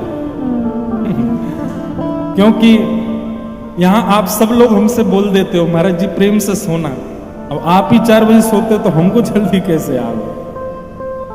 और नहीं, उल्लासनगर ये बंबई की हवाई ऐसी है, कहीं चले जाओ बंबई में नींद नहीं आती रात में। बढ़िया, मैं सत्य बताऊं, बंबई बहुत बढ़िया शहर है, बहुत बढ़िया जगह है, यहाँ के लोग बाग भी अच्छे हैं, पर शरीर धर्म निभाना बहुत कठिन है भैया। और वैष्णवों के लिए बहुत कठिन है बंबई में रहना। 4 बजे सोना, मैं तो अब सेवा ही नहीं कर पा रहा ठाकुर जी, इतनी लेट सोता हूं तो फिर उठ ही नहीं पाता, और जल्दी उठ जाए तो फिर पूरा दिन सर भारी रहे। यहां जल्दी नींद ही नहीं आती है, और पूरे बंबई की हालत ही ऐसी है, यहां नींद नहीं आती। सुबह जल्दी का फ्लाइट पकड़ना हो तो सो ही मत, उठ के सीधे चले जाओ एयरपोर्ट, नींद ही नहीं आती। तो इसलिए यहां के वैष्णव जो हैं बेचारे बहुत, आप सब लोग थोड़ा बहुत ही कर लिया करो, वही बहुत है, उसी में आपको क्षमा है। तो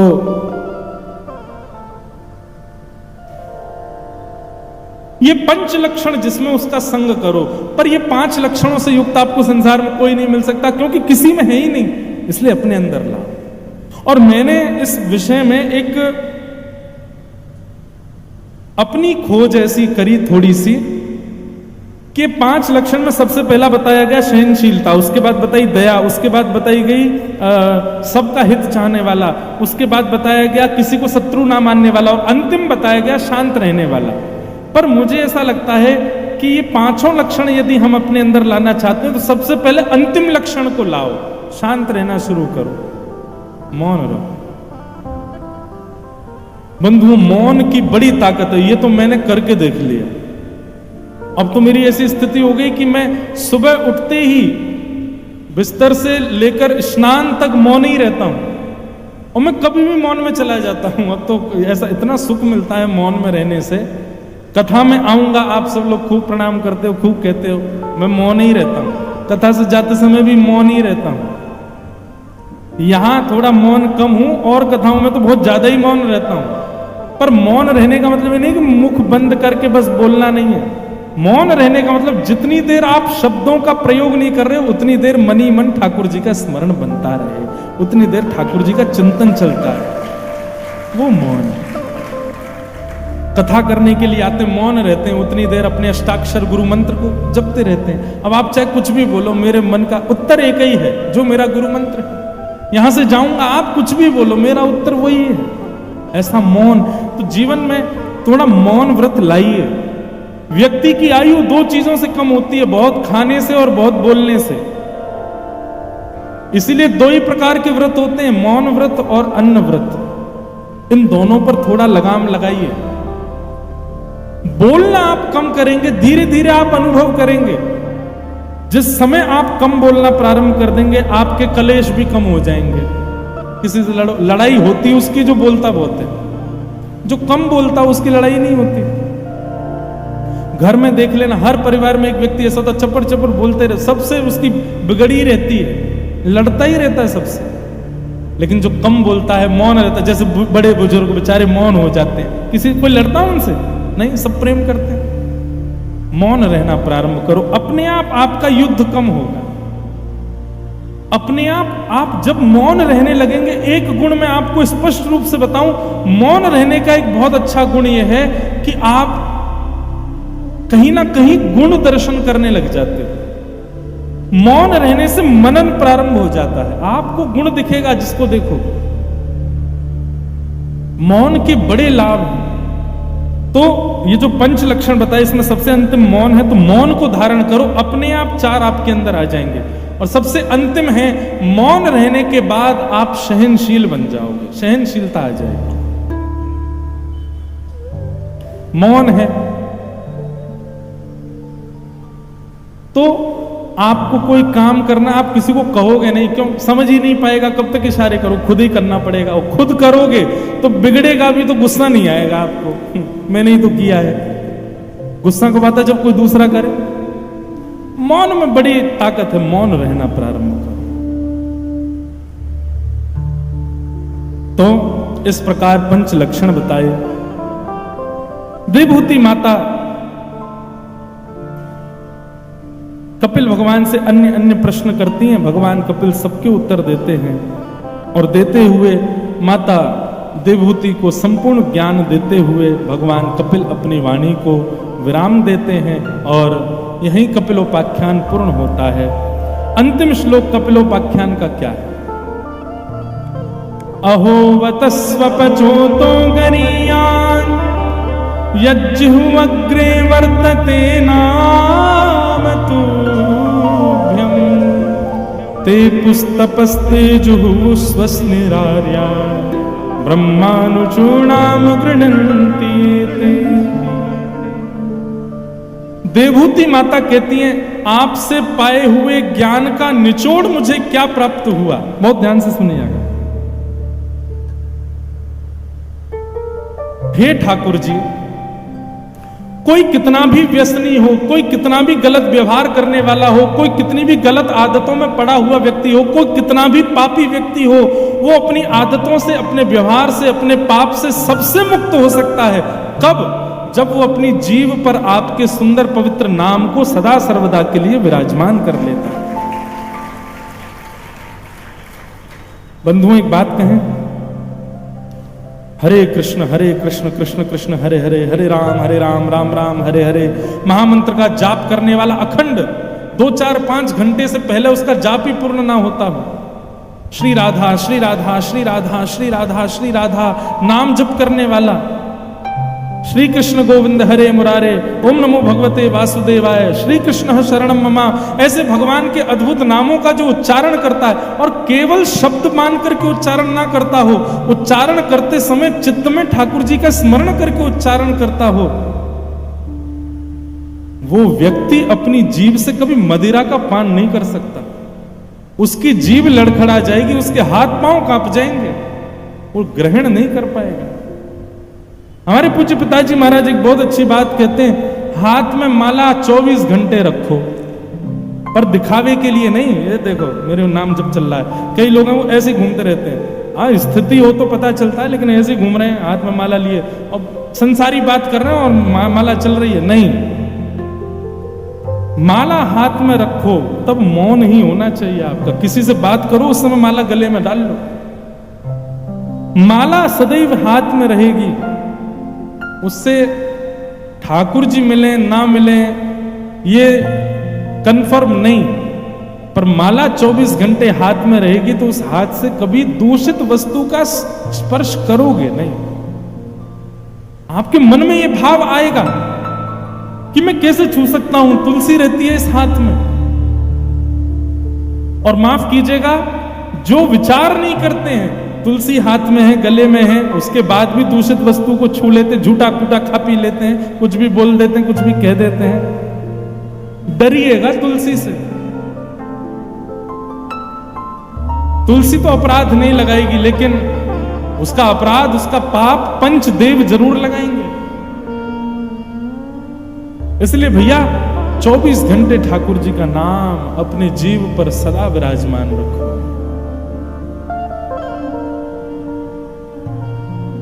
एक भाव में कथाओं में गाया करता हूं, सुना है तारे हैं तुमने ला,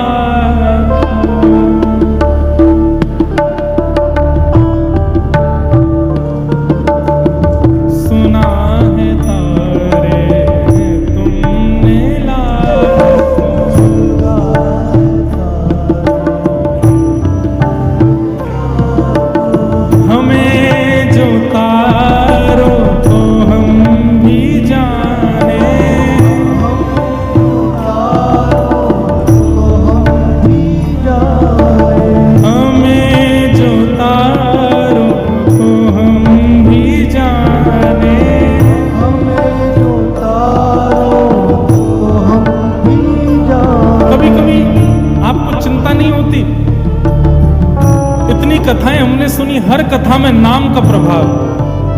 हर जगह देखो नाम नाम नाम नाम, नाम से वो तर गए, नाम से वो तर गए, नाम से हम कब तरेंगे? ये चिंता कभी चित्त में क्यों नहीं आती? सदैव खाने की चिंता ही क्यों रहती है? सदैव धन की चिंता ही क्यों रहती है? सदैव उपभोगों को भोगने की चिंता क्यों रहती है? अरे चिंता करनी है तो इस बात की करो कि नाथ और कितना समय लगेगा आपके दर्शन में? हम कितना तो जपते हैं, कितना तो सुनते हैं, आप हम पर कृपा करो नाथ। कितने तार दिए आपने, आपके नाम ने, हमको कब तारेगा? हरा अहिल्या का शाप तुमने,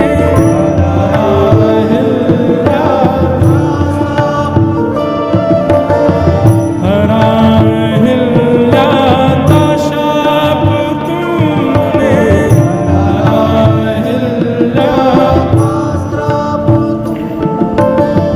मिटाया शबरी का ताप तुमने,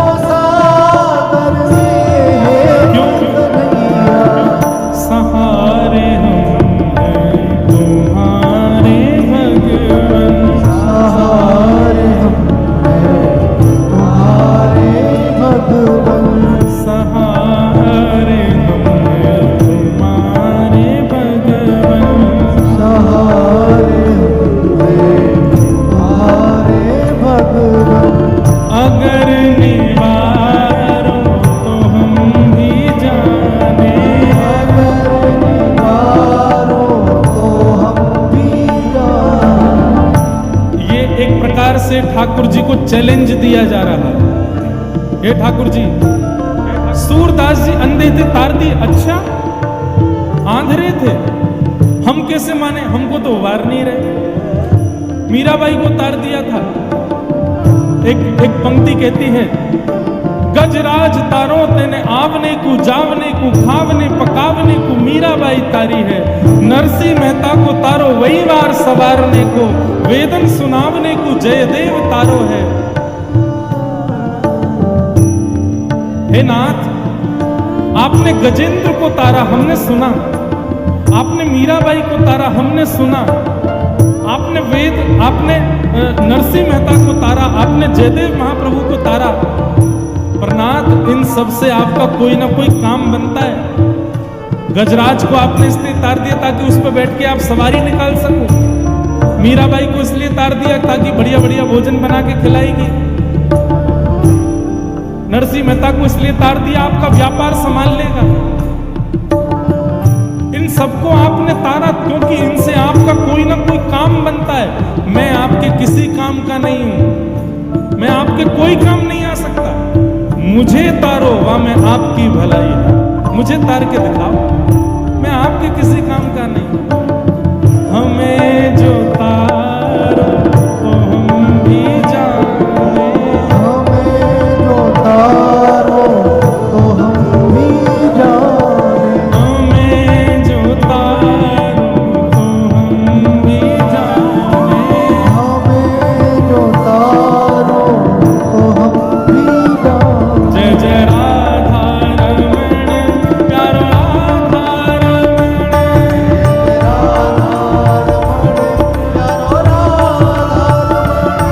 जय जय राधा रमण प्यारो राधा रमण। करताल बजा के गाओ,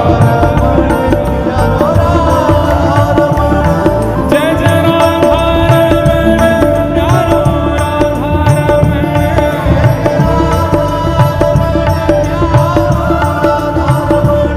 जय जय राधा रमण प्यारो राधा रमण, जय जय राधा रमण प्यारो राधा रमण, प्यारो राधा रमण,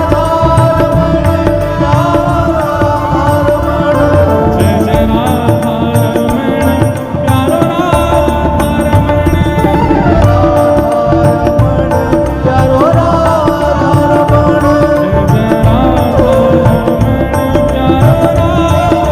राधा रमण, राधा रमण, प्यारो राधा रमण, जय जय राधा रमण प्यारो राधा रमण। जय राधा रमण। श्री वृंदावन बिहारी।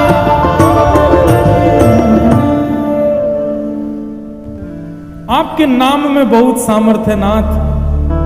देवहूति माता कहती है, मैंने संपूर्ण ज्ञान, संपूर्ण प्रवचन, संपूर्ण सांख्य शास्त्र का एक ही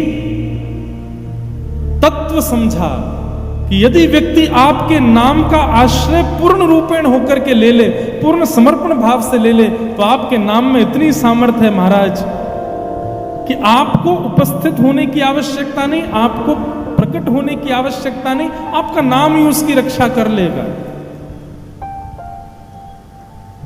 ठाकुर जी के नाम का प्रभाव बताया। नाम सब सामर्थ्यों को समेटा है। इसलिए भैया, ठाकुर जी के नाम को पूर्ण रूपेण अपने जीवन में उतार लो, वो नाम ही हमारा कल्याण कर देगा।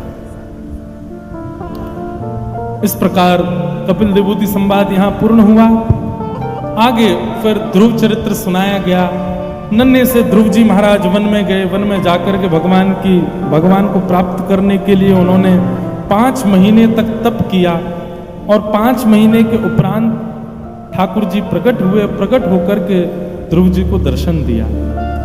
ध्रुव जी ने भगवान की स्तुति गाई और स्तुति गाते हुए ठाकुर जी से, एक तो मैंने बताया कि उन्होंने व्यसन मांगा, भक्ति का व्यसन मांगा, और दूसरा ध्रुव जी महाराज हम आप सब लोगों को एक बात कहते हैं कि भैया अपनी प्रत्येक इंद्रिय ठाकुर जी को अर्पित करो।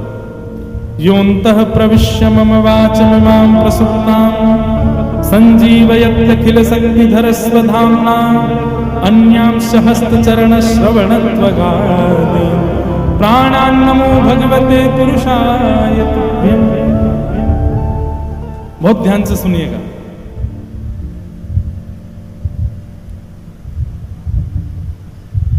आपकी जो इंद्रिय ठाकुर जी की सेवा में नहीं लगी होगी, आप उसी इंद्रिय से पाप करने लग जाओगे। मान लीजिए कि आपको दर्शन में बहुत सुख मिलता है ठाकुर जी के, लेकिन कथा सुनने में रस नहीं आता, तो आपके भीतर पाप कानों से ही प्रवेश करेगा।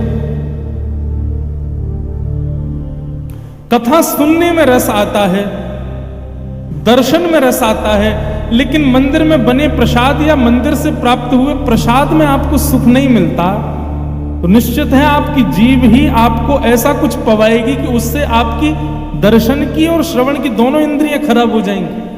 आपका पाप वहीं से प्रवेश कर जाएगा।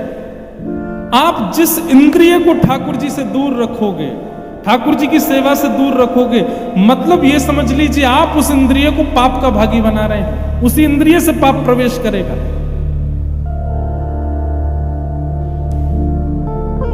ठीक ऐसा मान लीजिए कि घर में कीड़े मकोड़े या सर्प प्रवेश ना करे, उसके लिए सारे छिद्रों को बंद किया जाता है।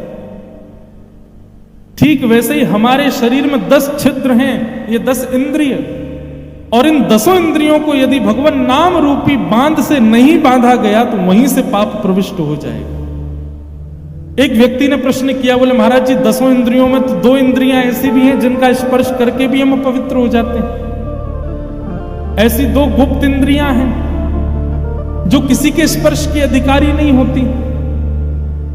ऐसी अस्पर्शाप इंद्रियां, ऐसी अपवित्र इंद्रियां, उनसे ठाकुर जी का भजन कैसे होगा? व्यक्ति जब कभी भी शौचाचार के लिए जाए, शौच के लिए जाए, उस समय केवल इतनी भावना मन में रख ले कि मेरा देह देवालय है, इस देह रूपी देवालय में ठाकुर जी बैठे हैं, इसलिए मुझे इस देह को पवित्र रखना है। इस भाव से वो शौचाचार करे तो उसकी गुप्त इंद्रियों से भी भजन माना जाएगा, उसकी उपस्थ इंद्रियों से भी उसकी भक्ति मानी जाएगी। कोई भी इंद्रिय वंचित ना रह जाए ठाकुर जी की सेवा से, सब ठाकुर जी की सेवा में परिलक्षित हो, प्रदत्त हो। इस प्रकार से ध्रुव जी महाराज ने भगवान को प्राप्त किया, और भगवत प्राप्ति के बाद फिर ध्रुव जी के वंश की कथा सुनाई गई। आगे इन्हीं के वंश में फिर भगवान पृथु हुए। पृथु महाराज ने प्रकट होकर के अनेक यज्ञ किए, भगवान से प्रार्थना के रूप में अनेक कान मांगे। क्यों? आपकी कथा सुनने के लिए 2 कान बहुत कम है। रोम रोम हूं मैं तो श्रवणमयी रे, ऐसी भावना ठाकुर जी से करने लगे। तत्पश्चात आगे ऋषभदेव भगवान की कथा, उन्हीं के वंश में उन्हीं के पुत्र भरत हुए। वही भरत अपने तीसरे जन्म में जड़ भरत बनकर के आए। रहुगण राजा को उन्होंने ज्ञान उपदेश किया, भूगोल खगोल का वर्णन किया, नरकों का वर्णन किया। अजामिलोपाख्यान सुनाते हुए मैं केवल स्पर्श मात्र करते हुए चल रहा हूं, क्योंकि बड़े विस्तृत प्रसंग हैं सब। वृत्रासुर की कथा सुनाई गई। भगवान के परम भक्त हुए वृत्रासुर। इनके नाम में ही आता असुर, मतलब ये असुर हैं परंतु भक्त असुर हैं। बंधुओं, एक बात कहें, जो लोग अपने माहौल को कोस करके कह देते हैं कि हम भक्ति कैसे करें, हमारा माहौल ऐसा है। जो लोग अपने परिवार को कोस करके कह देते हैं हम भक्ति कैसे करें, हमारा परिवार ऐसा है। जो अपनी स्थितियों के बहाने ढूंढ करके और फिर भक्ति को किनारे कर देते हैं, उन लोगों के लिए 2 बातें हैं भागवत में। एक तो वृत्रासुर, दूसरे प्रहलाद।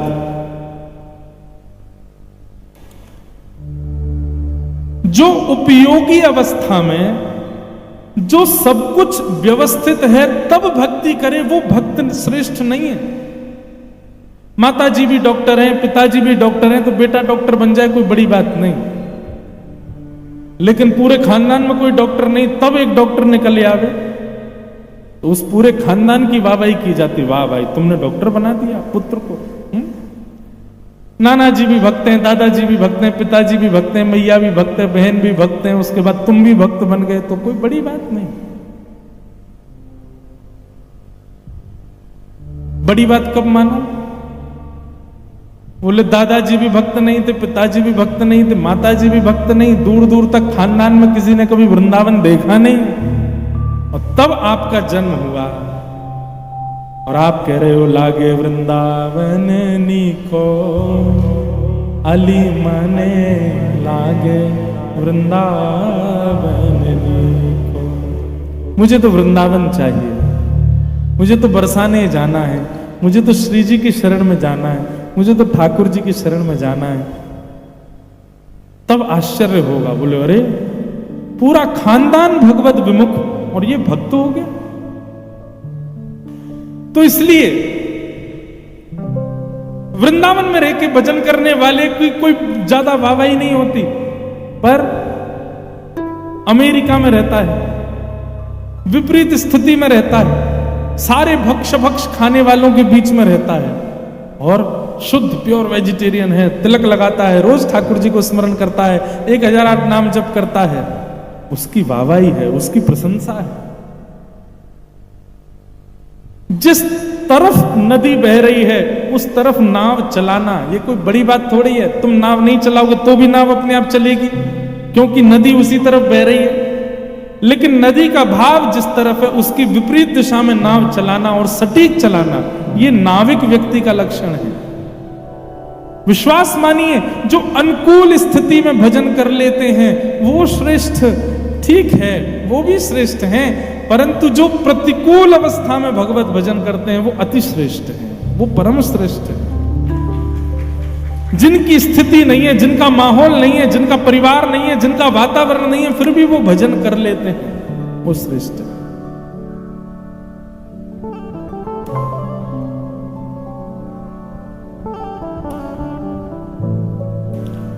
वृत्रासुर एक असुर भक्त हुआ भगवान का, जिसको कि देवताओं को मारने, कथा तो बहुत बड़ी है वृत्रासुर के जन्म की, लेकिन है बहुत अच्छी, लेकिन बहुत बड़ी है, 1 घंटा तो उसी में लग जाए, इसलिए हम जन्म की कथा ना बता के सीधे वृत्रासुर की स्तुति सुनाते हैं।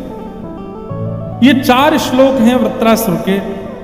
इन 4 श्लोकों को जीवन में ऐसे उतार लीजिए जैसे आप जल को उतार लेते हैं, जैसे भोजन को उतार लेते हैं, जैसे किसी भी वस्तु को अपने अंदर अंतस्थ कर लेते हैं, ऐसे ही भक्त यदि हो तो इन 4 श्लोकों को जीवन में उतार लीजिए।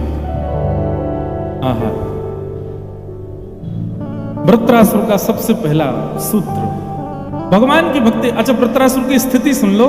वृत्रासुर इंद्र से युद्ध करने गया है, देवताओं के सामने युद्ध करने के लिए खड़ा है, और तब वृत्रासुर भगवान की स्तुति गाता है। अहम हरे तब पादैकमूल दासानुदासो भवतास्मि भूय मनस्मरेता सुपतेर्गुणास्ते गृणीतवाक्यम करोतु काय।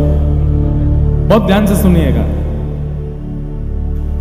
वृत्रासुर अपनी स्तुति में कहता है, हे नाथ, मुझे आपके चरणों का दास नहीं बनना है, तो आपके चरणों में जो आपके दास हैं, उन दासों के चरणों में जो दास हैं, उन दासों के चरणों में जो दास बैठे हैं, उनका मुझे दास बना दो, ऐसी कृपा मुझ पर कर दो नाथ। मुझे आपके चरणों का दास नहीं बनना। दासानुदासो भवतास्मि भूय।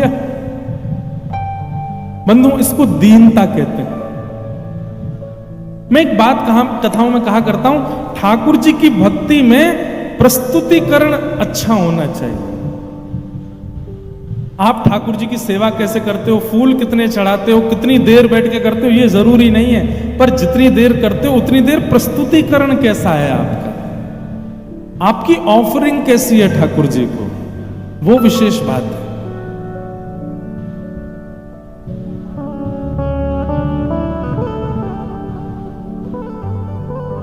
आप कैसे ऑफर करते हो अपने भावों को, उससे ठाकुर जी प्रसन्न होते हैं। अभी जैसे गर्मी का मौसम है, इतनी गर्मी पड़ रही है कि इस समय उमस रहती है थोड़ी, बिना चाहे ही आपके मुखमंडल पर कहीं भी जल आ जाता है।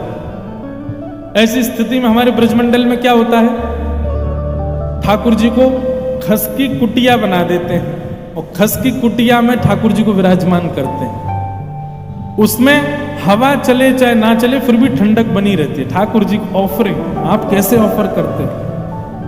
ठाकुर जी को भोजन के पदार्थ कम, पीने के पदार्थों का भोग ज्यादा लगता है।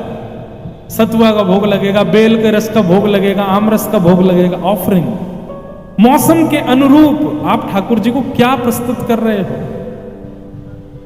हमारे यहां दाऊ जी में, वहां पे बलराम जी का मंदिर है, तो दाऊ जी में पूड़ी की जो शेप है ना वो इतनी बड़ी होती है।